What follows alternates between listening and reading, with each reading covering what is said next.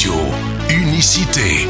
La cité des hits. Unicity Radio. Salut, ici Linda Bisson. Je vous invite dans mon espace zen sur ma radio Unicity. Je vous attends tous les jeudis soirs, 22h, à l'émission Radio Sexy Lounge. Soyons tous ensemble vers un nouveau monde de conscience. Radio Unicité. L'automne s'annonce chaud avec l'émission la plus hot de l'heure. Vous écoutez Radio Sexy Lounge sur unicité.ca avec Linda Bisson. Radio Sexy Lounge, l'émission la plus sensuelle du Grand Montréal. Radio Unicité, ma radio du futur, ici et maintenant. Bonsoir tout le monde, j'espère que vous avez passé une belle journée, une belle semaine. En tout cas, moi, j'ai passé toute une semaine avec la grande première qui a eu lieu la semaine passée à Radio Sexy Lounge. Avec comme invité Sœur Angèle, j'ai eu beaucoup de commentaires, beaucoup de beaux messages. Merci d'être là, merci de me faire confiance, merci de m'encourager et de me donner toute la force, la puissance que vous me donnez à travers vos mots, à travers votre énergie. Merci beaucoup d'être là. Je veux remercier aussi ceux que ça fait des années qui me suivent, ils sont encore là, ils me font confiance. Ça vaut de l'or. Merci infiniment du fond de mon cœur. Je vous aime d'amour. Ma nouvelle émission Radio Sexy Lounge, c'est sûr que j'aimerais ça que ça soit pour les prochaines semaines un genre de rendez-vous qu'on se donne, vous et moi, pour vraiment prendre le temps de se déposer, prendre le temps de relaxer, prendre le temps de se détendre. Parce qu'on sait que les semaines, souvent, on court à gauche, à droite et c'est un brouhaha quotidien. Alors juste que ce soit dans le bain, que ce soit avec la belle mousse, un petit verre de vin, sur votre sofa, isolé de tout le monde. Prenez juste le temps de vous déposer puis de finir la semaine en beauté et en légèreté, mes amis. Alors, vous savez que le Radio Sexy Lounge se veut une émission où on veut aller à la découverte de la sexualité, à la découverte des relations. Mais au-delà de tout ça, je veux que les gens s'ouvrent vers une ouverture d'esprit vraiment plus grande, plus vaste. Que ce soit l'amour de soi, que ce soit l'amour de la famille, que ce soit l'amour avec un grand A, l'amour inconditionnel et même l'amour divin, l'amour sacré.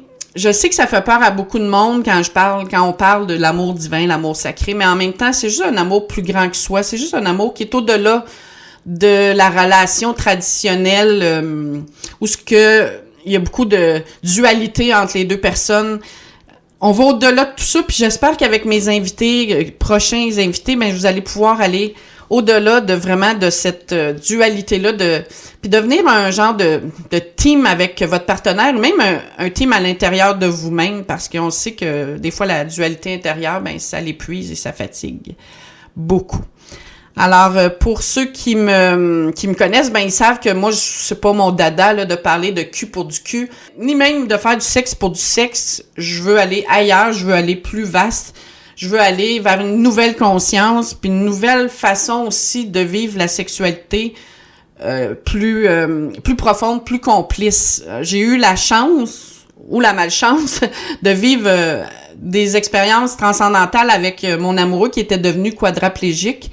Alors, pour ceux qui me suivent et qui ont lu mes livres, Au-delà de l'amour, où j'explique vraiment mon cheminement par rapport à mon amoureux qui est devenu handicapé suite à un accident de la route, on est allé vraiment au-delà du corps physique. Puis moi, j'avais envie de partager ça aux gens. J'avais envie de partager tout ce que ça m'a apporté, cette énergie sexuelle-là, cette énergie créatrice, cette énergie vitale qui est là, qui nous habite.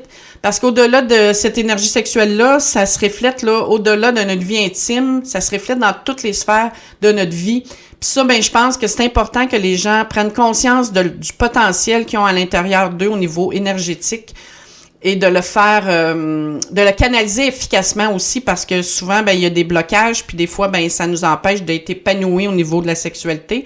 Puis je veux que les femmes assument leur désir, assument leur sexualité, puis assument aussi leur passion, parce que des fois, on a été ça pendant des années, on était.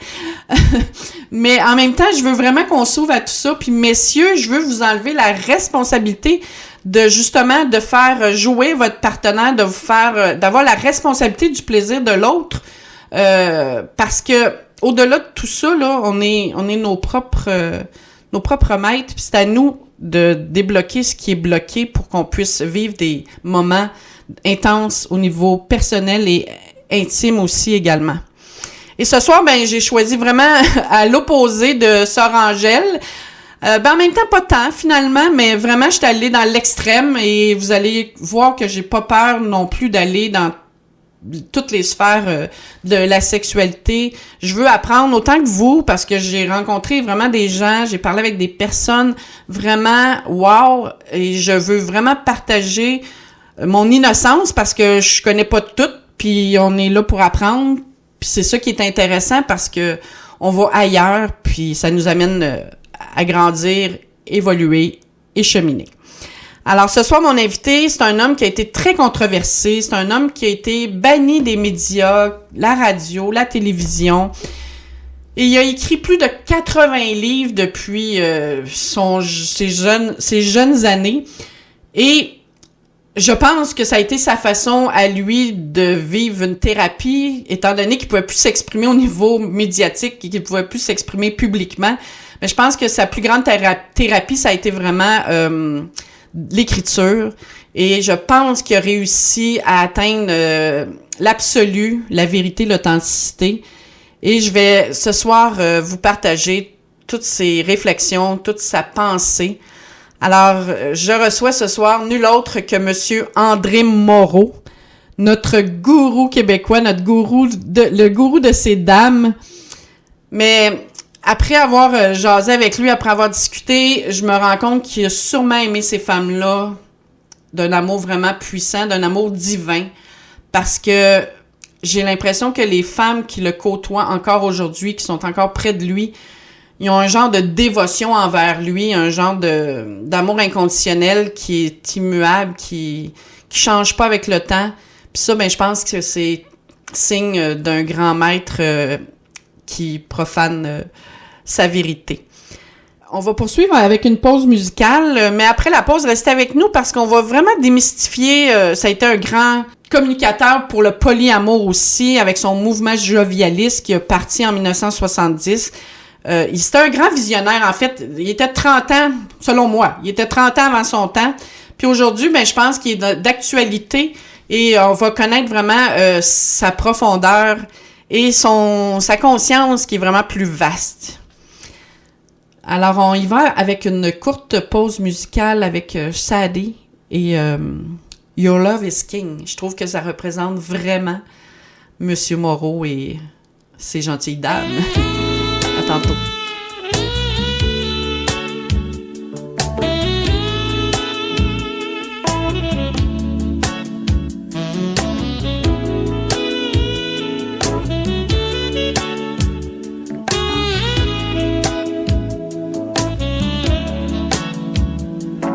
Is king, crown you in my heart. Your love is king, never need to part. Your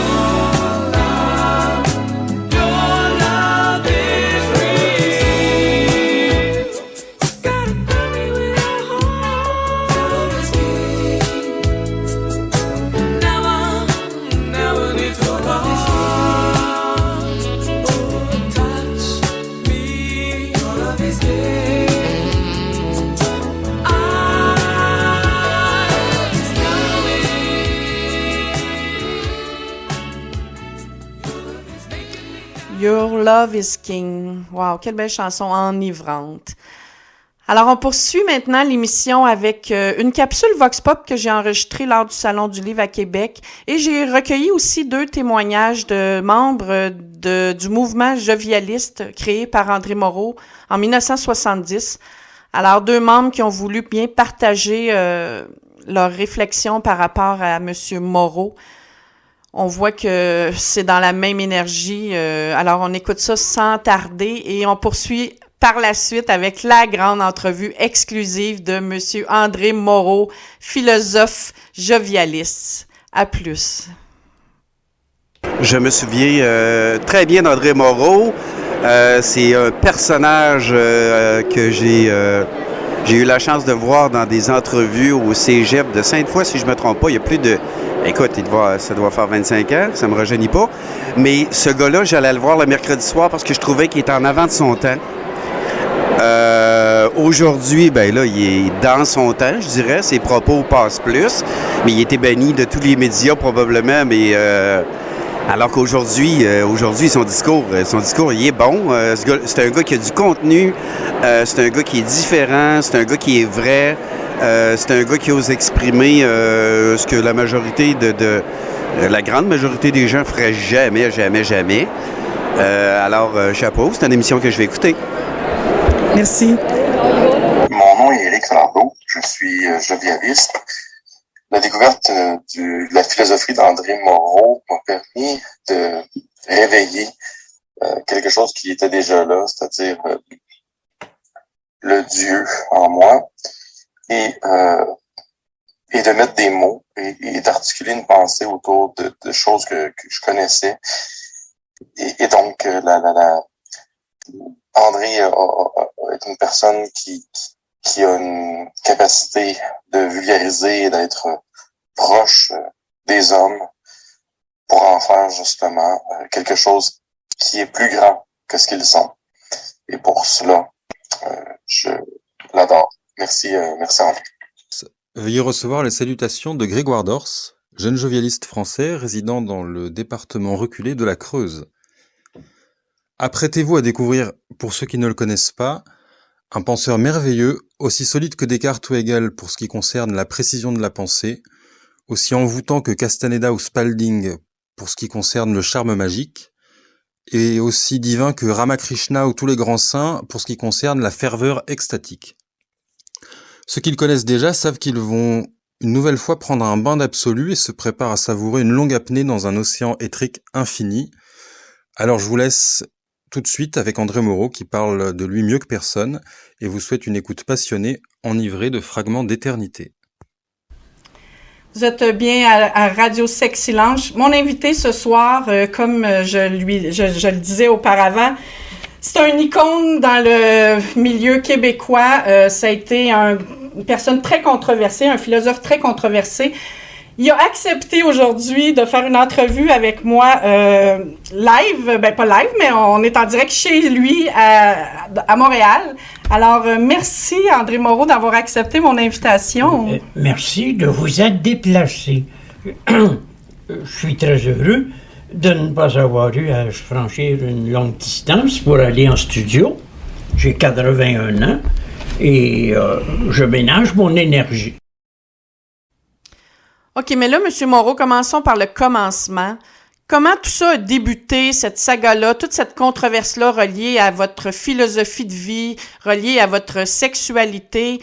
Je veux qu'on commence vraiment au début. Les choses ont commencé lorsque la brigade anti-émeute s'est déplacée pour venir m'empêcher de faire une conférence sur le marquis de Sade le 26 mars 1968.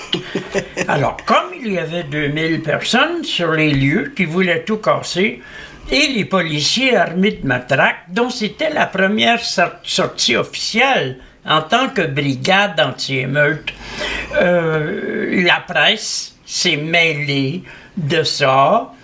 J'ai été congédié de toutes les maisons d'enseignement supérieur du Québec, parce que le marquis de Sade, à l'époque, ce n'était pas considéré comme un homme qui voisinait les encyclopédistes à l'époque de la Révolution française, mais il était considéré comme un pornocrate. Alors, me trouvant dans l'incapacité de gagner ma vie, j'ai reçu plusieurs appels. Un appel du docteur Manouvrier qui m'a dit « Ça n'a pas l'air de marcher très fort pour vous en philosophie. Que diriez-vous de venir travailler avec moi en sexologie? » OK, parce que là, vous étiez professeur vraiment en philosophie. En philosophie. OK. Et deuxième événement, l'équipe de recherche de Réal Giguère m'a appelé pour me demander si j'accepterais de venir discuter de mon point de vue en ondes. Ils l'ont regretté, bien entendu. Parce que c'était novateur, dangereux, scandaleux, etc.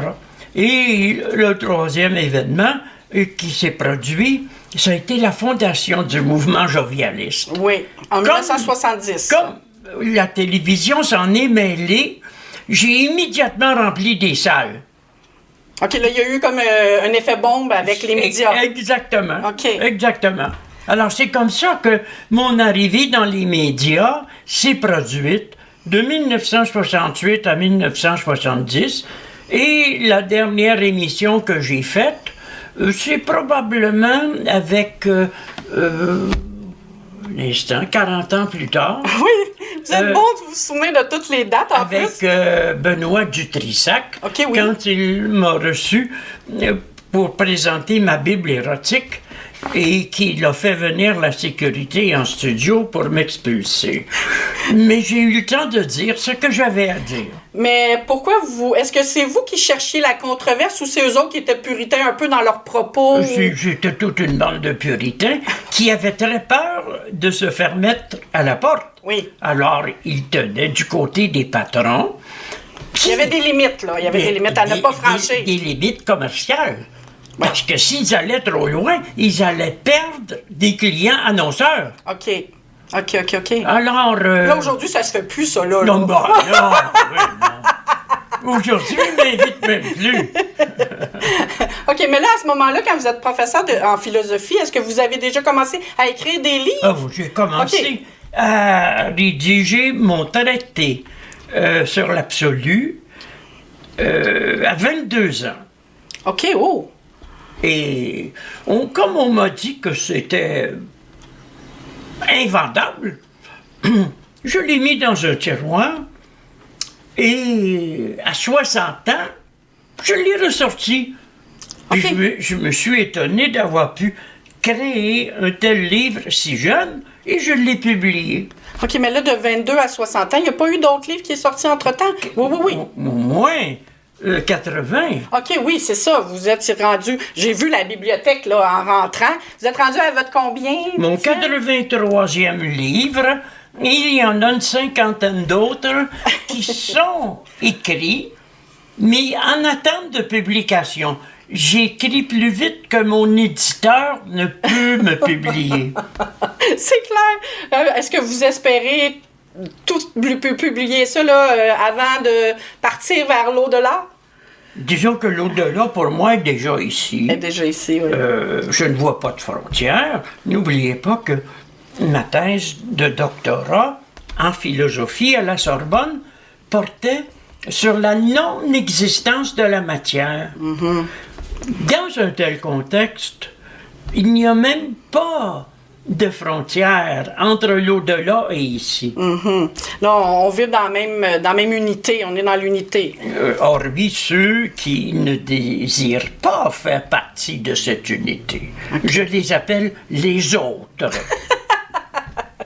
OK, wow, là, mais si on recommence avec votre livre qui a été publié à l'âge de 60 ans, mais avant ça, est-ce qu'il y avait eu des livres controversés au niveau de votre sexualité? Tous.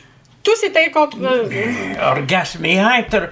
Les gens, il y a des clients qui achetaient le livre pour pouvoir le brûler. Pour pouvoir le critiquer.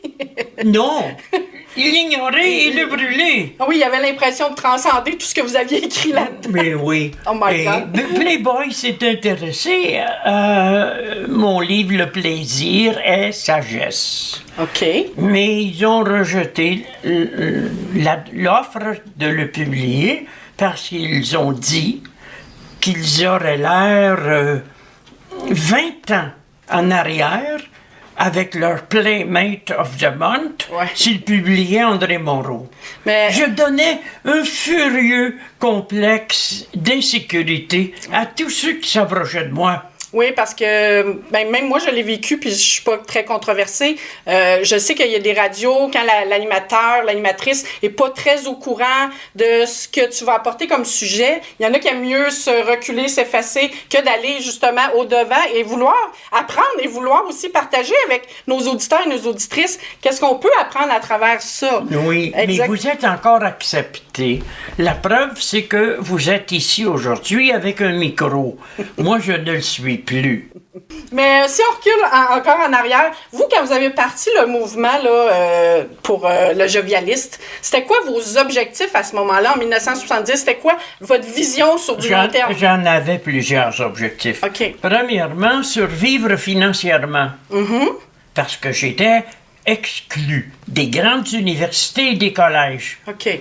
Deuxièmement, répandre ma pensée, car mes livres commençaient à être diffusés en librairie. Et troisièmement, moi qui n'ai jamais eu beaucoup d'amis, c'était pour moi une occasion de me faire des amis. Pourquoi pas d'amis? Les gens, c'était trop Bien, pour eux? c'est qu'ils ne me comprenaient pas. Oui, c'est ça, hein? Quand on ne comprend pas quelqu'un et que celui-ci persiste à nous tendre la main, on peut devenir très hostile. Oui.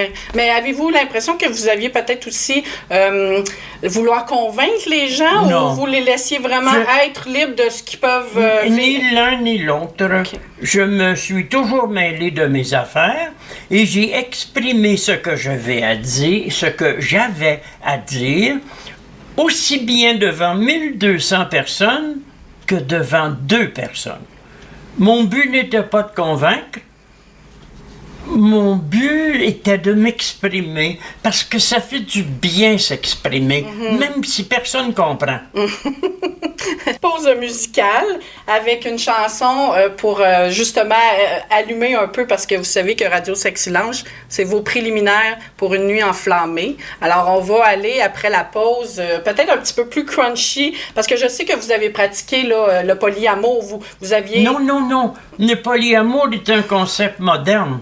Ce que j'ai pratiqué, c'était le partnership amoureux polyérotique avec options privilégiées et intensité variable. Le polyamour est dans le champ, loin derrière OK, moi. ça fait que ça, c'est des noms qui ont été, qui sont désabusés, là. On n'est plus là, là. On est Vous n'êtes plus là? Non, non, mais on n'est plus avec ces mots-là parce qu'aujourd'hui, là, il y a le sapiosexuel, il y a le pansexuel. Dans votre temps, en 1970... Si vous me permettez, ce sont des tentatives assez sommaires de dire quelque chose d'intéressant sur le sexe qui ne l'est plus à une époque comme la nôtre où la vérité est interdite.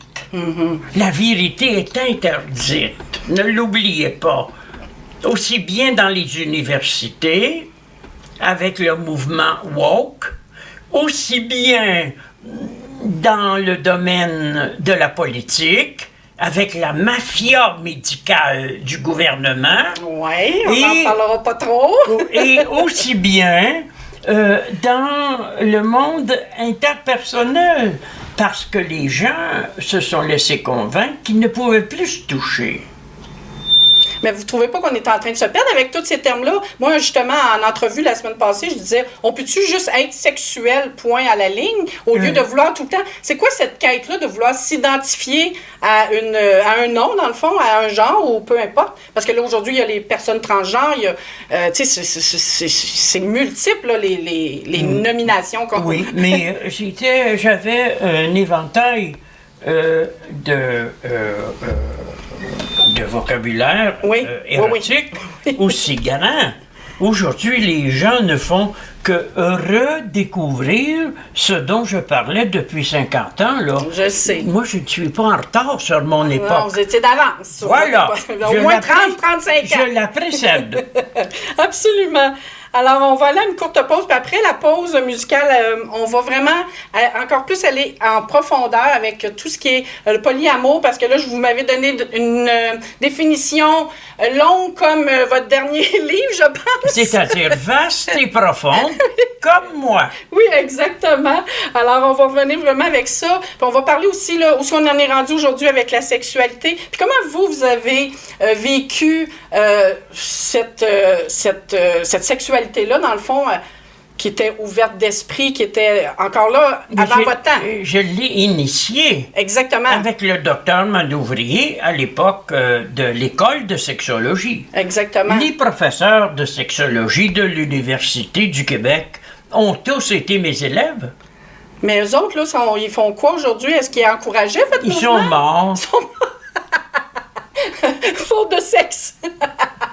Alors, on passe à une pause publicitaire et musicale avec Pour le plaisir.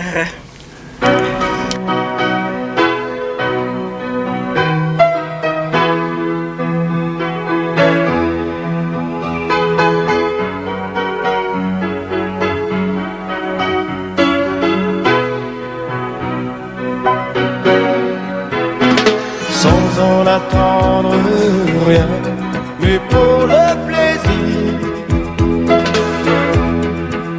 Regarder une fille dans la rue et se dire qu'elle est belle, sans même aller plus loin, mais pour le plaisir. En passant, simplement lui sourire. Pour le plaisir, prendre le temps de temps en temps de refaire un enfant et s'éblouir. Pour le plaisir, s'offrir ce qui n'a pas de prix, un peu de rêve à notre vie et faire plaisir. Pour le plaisir,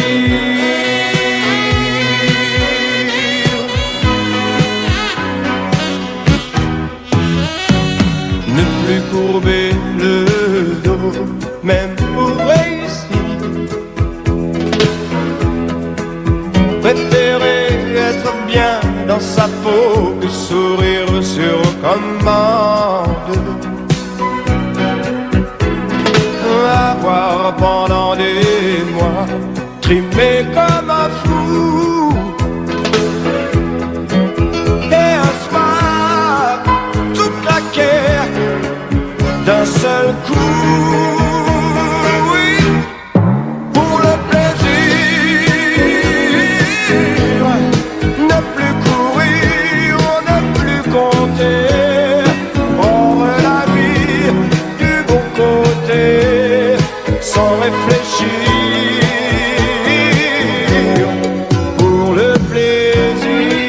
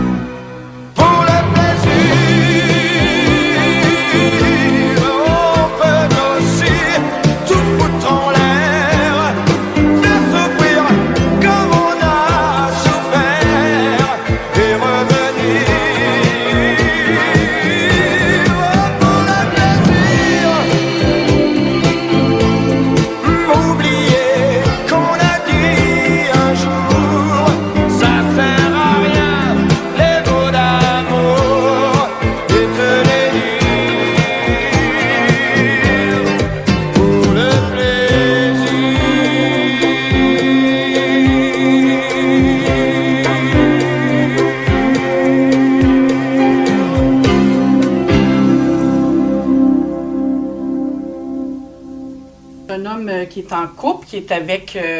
à l'époque, là, vous avez fini l'université, vous devenez professeur de philosophie. C'est quoi votre vie sentimentale, sexuelle à cette époque-là? D'abord, premièrement, à 22 ans, j'ai la tête pleine de théories et je suis en train de rédiger un traité sur l'absolu.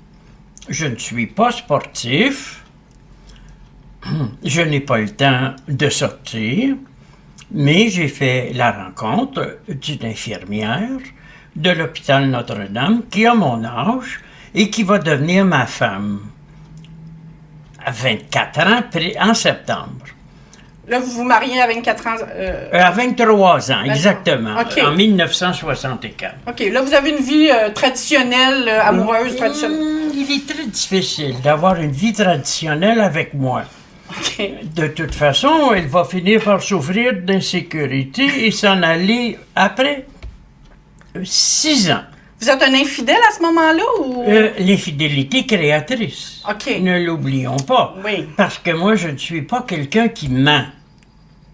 J'invite toujours ma compagne ou mes compagnes à m'accompagner lorsque j'ai des relations amoureuses. Mais étant un homme profond, je ne me limite pas à communiquer. La très grande majorité des femmes qui sont entrées dans ma vie sont des femmes qui lisaient mes livres, qui écoutaient mes conférences et qui aimaient la philosophie. Parce que il y a des gens parmi ces personnes-là qui ont fait toute leur éducation avec moi, à travers vos car livres. j'enseignais une haute culture. Okay. Vous savez que le Québec n'est pas une terre de haute culture. On pourrait dire que nous avons ici une sous-culture populaire rococo bowling, assaisonnée d'indépendantisme au niveau politique. Et nous avons fomenté une révolution tranquille. En général, une révolution, ce n'est pas tranquille. Non. Moi, je n'étais pas tranquille, mais la révolution du Québec l'était. C'est pourquoi il a échoué. Puis là, dans ce temps-là, on est-tu dans le peace and love aussi, là? On est-tu dans les époques oui. Peace and love? Fait que là, tout le monde se libère, tout le monde se met tout nu. C'est-à-dire qu'il y a 10% de la population qui vont essayer de se libérer des entraves de la religion. Oui. Cela va entraîner un effondrement des vocations religieuses, une rupture d'une grande partie du clergé avec l'institution et des scandales à n'en plus finir qui ont été ponctués après mon retour d'Europe, parce que vous savez que je suis docteur en philosophie de la Sorbonne, et qu'après la désastreuse affaire du marquis de Sade, qui a ruiné ma carrière académique, j'ai été confronté à la télévision avec un haut prélat de l'Église, le plus grand conférencier religieux du Québec, le père Desmarins. Mais là, il voulait vous chicaner, là, parce que là, il trouvait que ça allait trop loin. Disons que... Il en a été, comment pourrait-on dire, effrayé par mes propos. Hein? À cette époque-là, vous savez, il y avait peu de canaux de télévision et Internet ne mettait pas à la disposition de ses usagers toute la panoplie des canaux que nous avons aujourd'hui. Donc, il y avait des émissions, comme celle de Réal Giguère, où je pouvais m'exprimer devant 2,5 millions de téléspectateurs. Et le père Desmarins tonnait contre l'érotisme au cinéma et dans nos mœurs, jusqu'au moment où j'ai levé la main pour que Réal me passe la parole. J'ai dit au père Desmarais, j'ai une question embarrassante pour vous. Et dit, l'Église n'est embarrassée par rien. Elle possède le monopole de la vérité. Alors, j'ai dit, vous m'encouragez à m'exprimer. Alors, je dis, est-ce que vous avez déjà eu un orgasme? Il est devenu blanc. Des sueurs ont emperlé son visage. Il semblait défaillir. Il a fallu mettre une pause publicitaire et le sortir du plateau de toute urgence. Il était en train de faire une crise cardiaque. Et Sœur Angèle, que j'ai reçue la semaine passée, quand je lui ai posé des questions un petit peu plus crunchy, elle n'a pas sourcillé du petit, de l'arcade sourcilière. Du tout. Nous sommes quand même 50 ans plus tard. Oui, exactement. Mais là, ça en vient au polyamour, parce que je veux vraiment que notre thème d'émission, on aille là, parce qu'il n'y a pas tellement de personnes publics reconnus qui veulent partager des fois leur histoire par rapport au polyamour. Là, vous êtes mariés, vous avez 23 ans, vous avez été en couple avec votre femme. Non, nous affolons pas, là. Okay, là, immédiatement, j'ai voulu ouvrir notre couple. OK. C'est ce qu'on appelait à l'époque le mariage open. Couple ouvert, oui. Non, le mariage open, c'est dit en anglais, même quand on écrit en français. OK. Et le travail que j'ai fait avec le docteur Manouvrier, qui m'a invité à travailler avec lui à l'École de sexologie de Montréal, ça c'est avant l'ouverture de l'Université du Québec, où il y avait un département où l'on enseignait la sexologie, a contribué à répandre, avec l'aide des médias, cette idée que je me faisais, que si l'homme ne correspond plus, l'homme et la femme, ne correspondent plus à l'idée que l'Église a enseignée d'un animal raisonnable, constitué d'une âme et d'un corps, et échangeant des rapports avec le sexe opposé, il fallait trouver une solution de remplacement. Et la mienne était d'ordre métaphysique. En effet, si ce qui prédomine en nous, ce n'est plus notre personne, repliée sur elle-même et soumise à une morale, mais un être en expansion qui constitue, je dirais, le démembrement de la famille classique dans la société, alors l'amour exclusif ne peut plus satisfaire quelqu'un qui est dans un tel état d'ouverture. Donc, par définition, il va aller vers d'autres personnes, hommes ou femmes, et va tenir son conjoint parfaitement informé et va l'inviter à participer à ce que je pourrais appeler, dans mon dernier livre paru, la bacchanale du vrai. Wow! OK. Comme vous voyez, ma conception de la sexualité découlait de mes prémices philosophiques. Oui, c'est ça. Mais là, vous, quand vous évoluez dans tout ça... Je n'évolue jamais. Oh, OK, d'accord. Quand vous êtes dans... Je circule. Quand vous circulez dans l'immensité de l'univers, à ce moment-là, c'est quand là, vous... Parce que là, votre femme, si je comprends bien, après 6 ans, est partie. Il y a une séparation, il y a un divorce. Elle était vivement insécurisée. Oui, c'est sûr. Il faut avoir une très grande confiance en soi pour vivre ça. Par les coups de fil anonymes, par les menaces de mort, par la visite de la police. Vous savez, lorsque vous vous réveillez un matin en entendant des cris dans la rue et que c'est l'armée qui est là et qu'il y a un camion mitrailleur qui dirige sur votre appartement son canon, évidemment, pour une personne qui est sensible, comme était ma compagne, c'est très, très insécurisant. Très, très intelligent. Alors, nous avons convenu, amicalement, de ne plus vivre ensemble, et immédiatement, quelqu'un l'a remplacé. Oui, c'est ça. C'est ça, je voulais aller là parce que là, je me suis dit, OK, mais la prochaine qui arrive, est-ce que là, elle est ouverte à cette... Elle est restée 40 ans. Oh, OK. Donc, elle était ouverte. OK. Et même, lorsque nous sortions avec une amie pour aller nous promener le soir dans le Mont-Royal, elle s'offrait même, pendant que je faisais l'amour avec son amie dans les buissons, de faire le guet. Oh, très, très Pour ne pas... charmant. Alors, elle était donc une complice totale. Mais là, dans le fond, est-ce que vous réalisiez tous vos fantasmes à ce moment-là? Ou... Je n'ai pas tellement de fantasmes, je vis la réalité. Ben, Moi, si j'ai le goût de quelque chose, je le vis. Parce que votre réalité est fantasme. Des fantasmes, c'est pour les impuissants.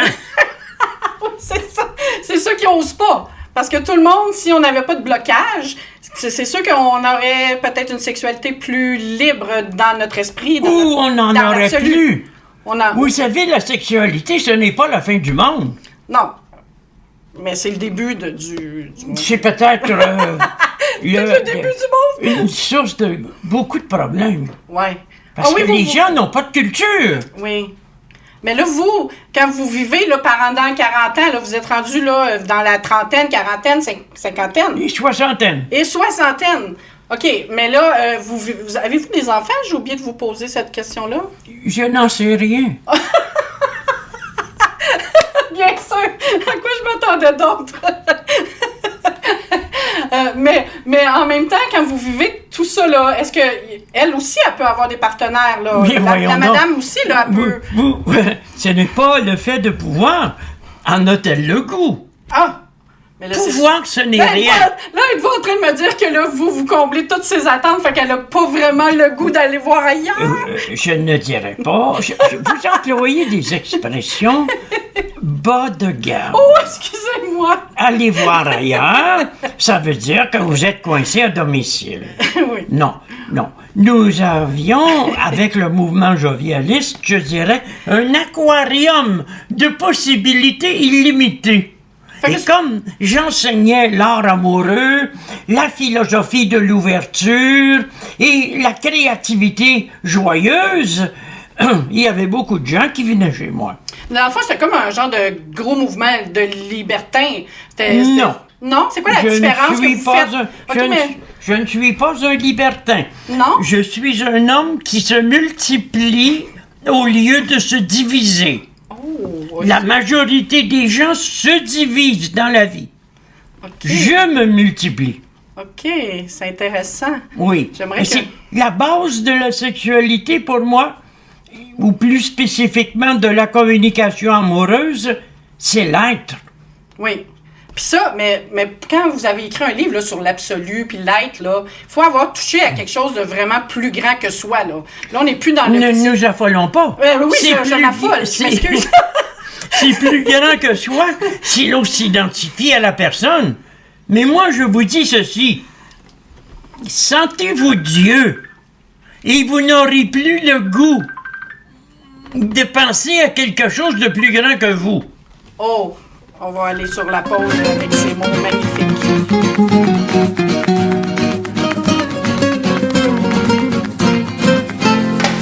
Je veux le corps des femmes et la guitare des musiciens, la peau d'une sultane encore humide sous mes mains. Je veux sentir les flammes de leur désir jusqu'au matin. Je veux que sous mon charme, elles se sentent bien. Je veux que l'on me serve encore des bouteilles de vin, verser-les sur leur corps, que je les boive sur leur sein.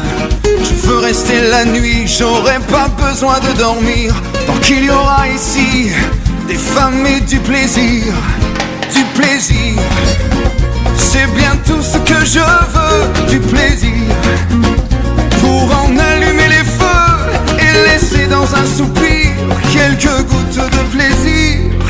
Je veux le corps des femmes et la musique jusqu'au matin, les yeux d'une gitane pour que je leur fasse du bien.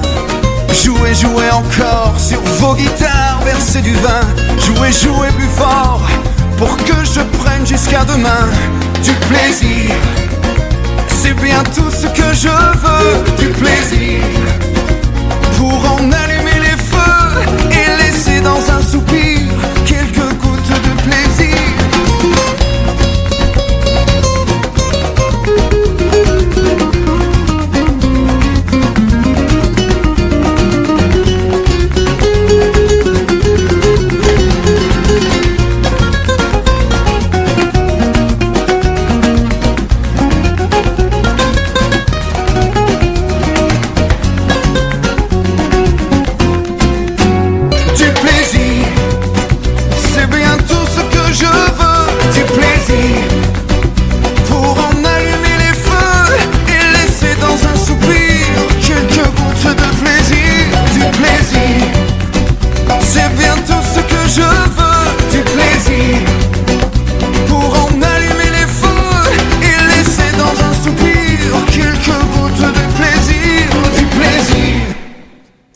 Alors, Monsieur Moreau, là, pour revenir vraiment à nos moutons, j'aimerais ça que, parce qu'en début d'émission, vous m'avez parlé, là, que quand je vous ai dit le polyamour, vous m'avez donné une autre définition, vous, de ce qu'est le polyamour à vos oreilles, à vos yeux.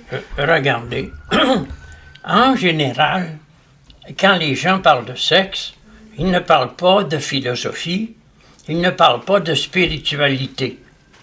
Moi, c'est le contraire. Alors, le polyamour, c'est une mode. Et une mode qui ne fait qu'exprimer tout haut ce qu'une partie de la population vivait discrètement. Alors, comme je vous l'ai dit tout à l'heure, il m'était difficile de me limiter à une seule femme, étant donné que mon être qui remplaçait Dieu, l'âme, la personne, était si vaste. L'être, c'est comme une ouverture totale, instantanée. Donc, cela multiplie vos forces, vos capacités, vos désirs, et ça vous donne le goût de vivre dans la vérité. Alors, à l'époque où j'ai commencé à travailler à l'école de sexologie avec le docteur Manouvrier, ce que je vivais méritait que j'en donne une définition précise. Alors, j'ai parlé d'un partnership amoureux.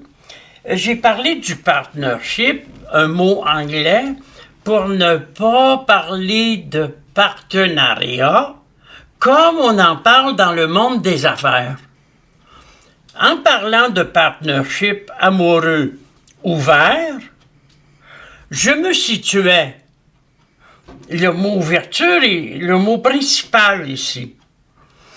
Et ce partnership amoureux ouvert est polyérotique, c'est-à-dire que toutes les formes de sexualité accessibles sont données entre personnes qui, dans mon cas, avaient toutes étudié la philosophie jovialiste avec moi. Donc, je n'ai jamais fait l'amour avec des gens incultes ou qui n'étaient pas sur la même fréquence vibratoire que moi. Les hommes et les femmes que j'ai côtoyés sur le plan amoureux, je ne les ai pas rencontrés dans des discothèques ou dans des bars. Je les ai rencontrés par la télévision, quand ils allaient en librairie acheter un de mes livres et qu'ils étaient déjà familiers avec mon langage, et dans mes salles de conférence où ils avaient l'opportunité de se familiariser avec mes mots. Donc, dans ma conception du partnership amoureux, ouvert, polyérotique, il y a aussi le fait que il peut y avoir des liens plus forts avec certains des partenaires. Donc, je parle d'une sorte de communion, d'activité privilégiée, donc qui se démarque des autres. Comme par exemple à l'heure actuelle, avec Jackie, il va y avoir un lien privilégié par rapport à André, Louise-Eva, Viviane. OK, mais là, à 80 ans, vous êtes en train de me dire que vous avez encore toutes ces femmes-là dans votre vie? Elles me sont restées très attachées. Elles sont dévouées envers moi. André est ma typographe, Louise-Eva est ma documentaliste, Viviane est ma coiffeuse et Diane est ma typiste. Mais là, vous avez 80 ans, là. Vous avez encore une vie sexuelle active C'est que vous confondez ici la sexualité et la génitalité. Il est évident qu'un coït, ça peut être énervant pour un vieillard. Alors qu'il peut y avoir de la fusion, une symbiose, hein, et une grande intensité. Lorsqu'on est parvenu à cet âge, et que les compagnes qui sont restées dans ma vie très longtemps, on ne trouve pas ça dans le polyamour. Les unions sont brèves. Moi, j'ai des femmes autour de moi Jackie est là depuis 27 ans,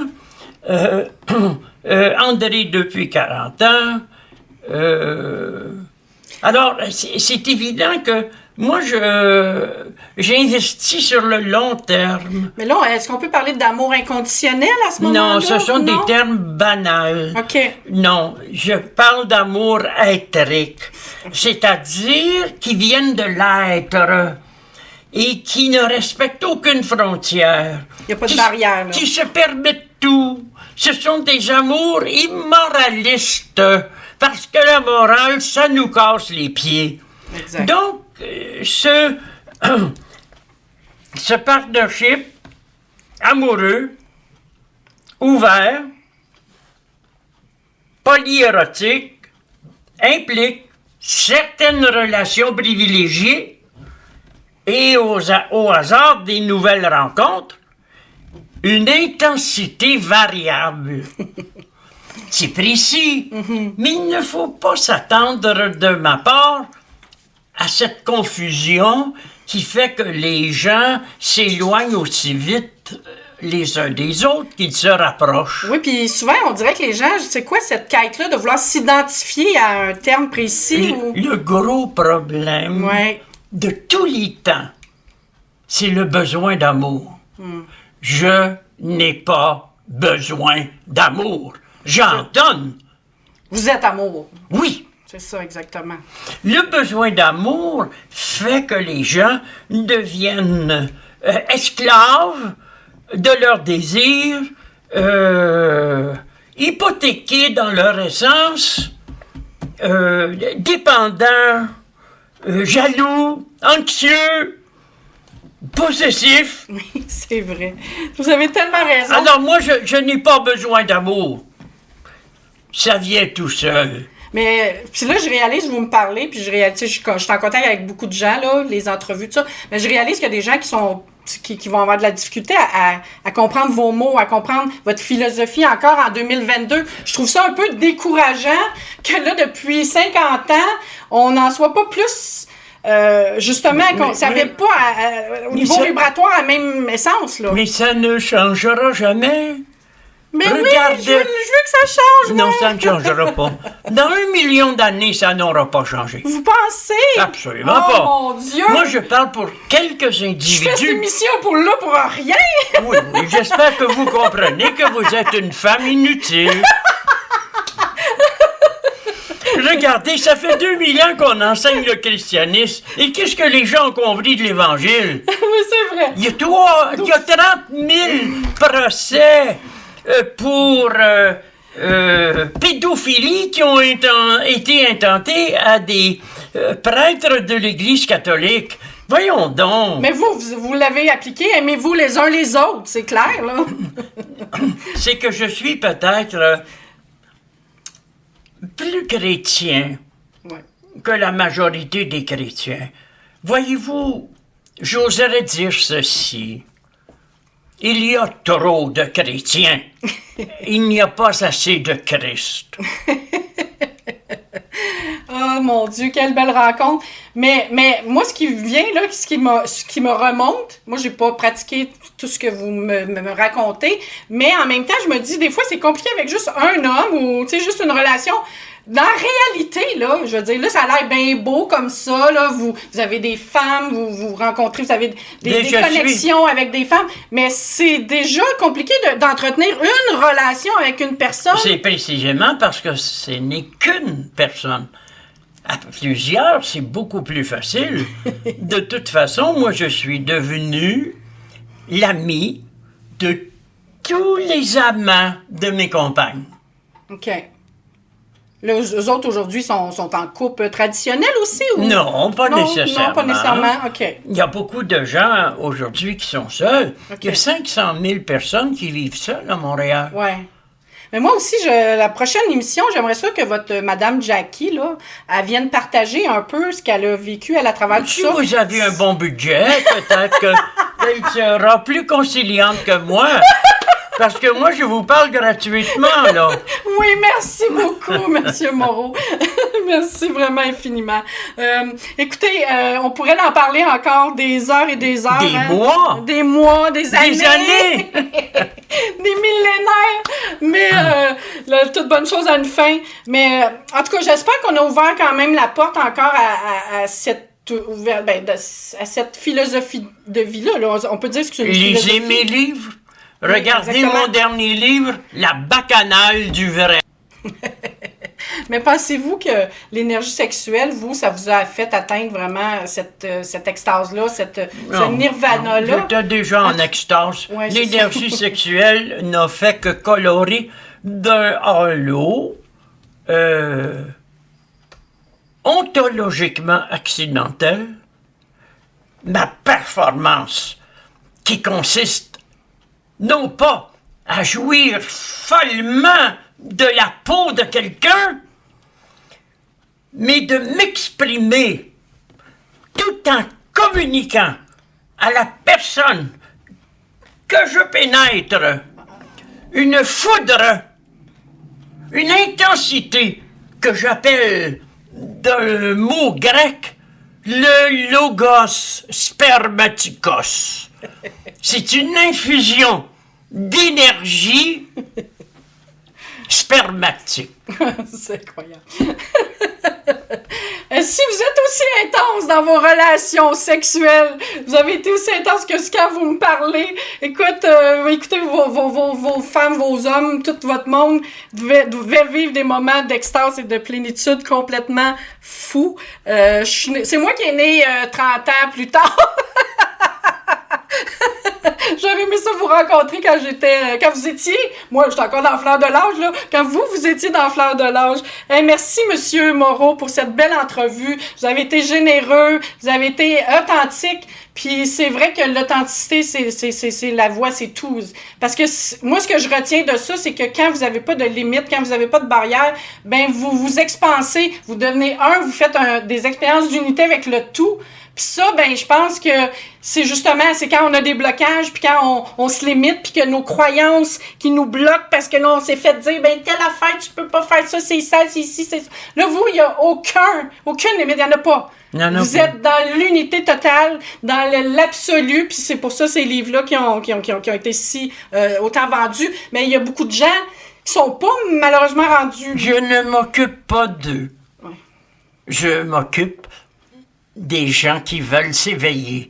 Comme je le disais à Jean-Pierre Coallier, j'enseigne à être Dieu. Mes élèves sont rares.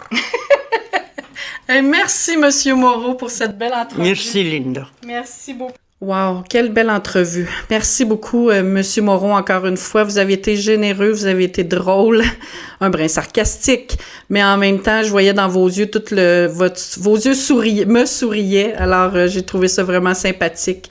Et je vous souhaite encore de belles années à écrire et à être qui vous êtes et partager peut-être votre philosophie par rapport à tout ce qui est sexualité et tout ce qui est être aussi, l'absolu. Alors, on se demandait gourou ou prophète. Je pense que c'est à chaque personne d'en capter leur perception, parce que j'ai écrit une citation un jour qui disait ceci: l'humain n'est que concept et croyance. Au-delà de ces concepts et de ces croyances réside la vérité. Ceux qui veulent nous rejoindre sur les réseaux sociaux via Instagram, TikTok, Facebook, notre site internet unité.ca, mon site internet lindabisson.com avec un Y pour Linda. Vous êtes toujours les bienvenus. Si vous avez des commentaires, si vous avez des questions, si vous avez des recommandations, des suggestions d'émissions, alors vous êtes toujours les bienvenus sur les réseaux sociaux. Je vous laisse là-dessus. On se souhaite une belle soirée, une belle nuit. La semaine prochaine, on se retrouve avec une autre belle entrevue avec nul autre que Annabelle Boyer, auteure, conférencière, synergologue. Elle travaille aussi avec les neurosciences. Alors, elle a une expertise vraiment unique. Alors, c'est un rendez-vous à pas manquer. Je vous souhaite une belle soirée, une bonne nuit. À bientôt.